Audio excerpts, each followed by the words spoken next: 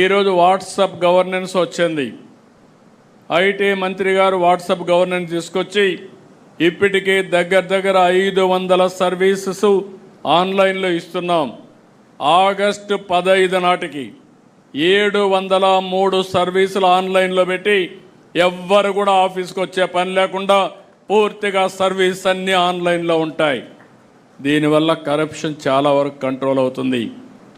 ప్రజలకు కూడా ఎలాంటి ఇబ్బందులు లేకుండా పరిపాలన ఇచ్చే అవకాశం ఉంటుంది. ఇక్కడ మీరు ఒక్కసారి గుర్తుపెట్టుకుంటే, ఎందుకంటే టెక్నాలజీ పెరిగింది.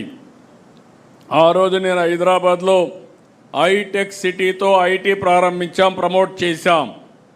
ఇప్పుడు క్వాంటమ్ వ్యాలీ పెట్టి క్వాంటమ్ కంప్యూటింగ్తో ఆర్టిఫిషియల్ ఇంటెలిజెన్స్కి శ్రీకారం చుట్టాం. దీనికి తొలి అడుగు భారతదేశంలో టెక్నాలజీ ప్రభుత్వంలో వాడకంలో నెంబర్ 1గా ఆంధ్రప్రదేశ్ ఉంటుంది. దాంట్లో అనుమానం లేదని మరొకసారి మీ అందరికీ విజ్ఞప్తి చేస్తున్నాను.